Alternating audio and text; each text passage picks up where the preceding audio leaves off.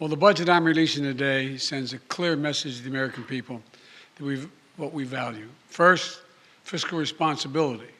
Second, safety and security. And thirdly, the investments needed to build a better America.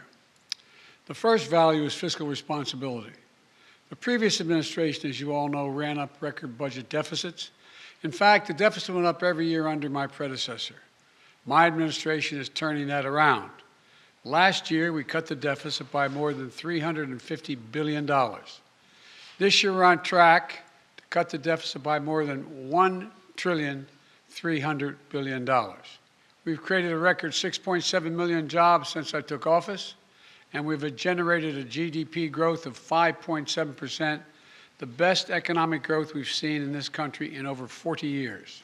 Secondly, this record economic and job growth has made it possible for us to responsibly and significantly cut back on emergency spending. Earlier in the pandemic, it was right to give people help to make ends meet and to keep this economy going. But we still spend what we need to spend to continue to fight COVID. But those expenditures will be dramatically less than last year. Compared to 2020, we're reducing the size of the deficit relative to our economy by almost 2/3, reducing inflationary pressures, and making real headway cleaning up the fiscal mess I inherited. After my predecessor's fiscal mismanagement, we're reducing the Trump deficits and returning our fiscal house to order. The second value my budget reflects is security. Security at home and security abroad. My budget tackles security in two key ways. First, it secures our communities at home. This is an issue families in every part of the country face. I've said it before. The answer is not to defund our police departments. It's to fund our police and give them all the tools they need. Security also means national and international security. This budget provides the resources we need to keep Americans safe, ensuring that our military remains the best prepared, best trained, best equipped military in the world.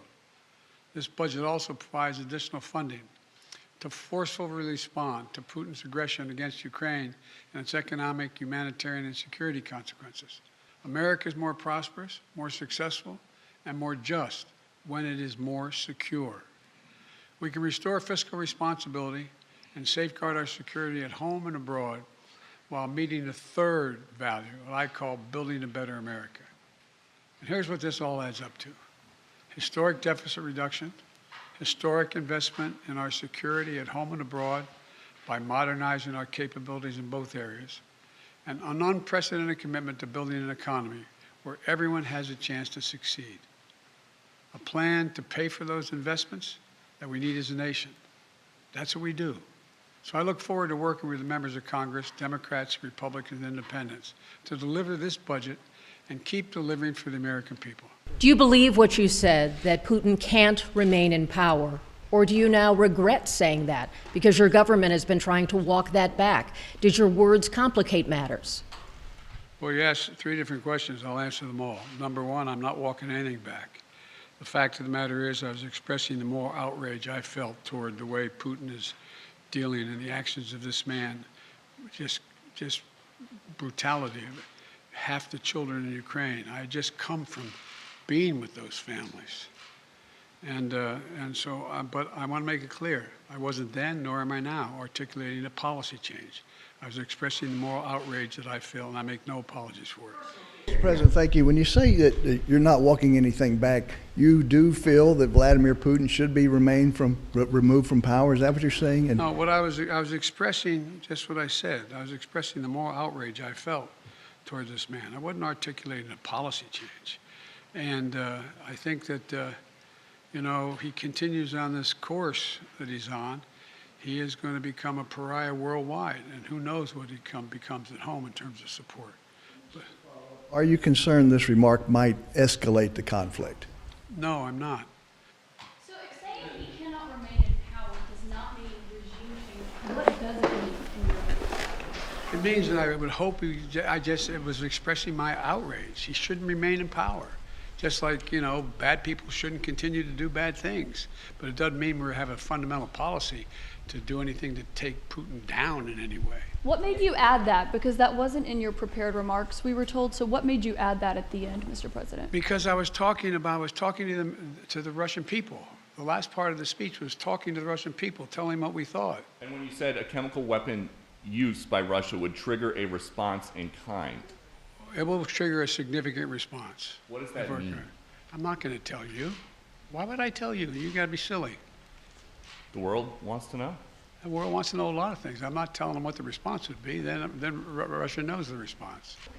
Can you help us understand, you have more foreign policy experience than any president who has ever held this office. Whether those are your personal feelings or your feelings as president, do you understand why people would believe you, as someone commanding one of the largest nuclear arsenals in the world, saying someone cannot remain in power is a statement of U.S. policy? And also, are you concerned about propaganda use of those remarks by the Russians? No and no. Tell me why. You have so much experience. You are the leader of this country. Because it's ridiculous. Nobody believes we're going to take down. I was talking about taking down Putin. Nobody believes that. Number one. Number two, what have I been talking about since this all began? The only war that's worse than one intended is one that's unintended. The last thing I want to do is engage in a land war or a nuclear war with Russia. That's not part of it. I was expressing my outrage at the behavior of this man. It's outrageous. It's outrageous. And it's more an aspiration than anything. He shouldn't be in power. People like this shouldn't be ruling countries, but they do. The fact they do, but doesn't mean I can't express my outrage about it.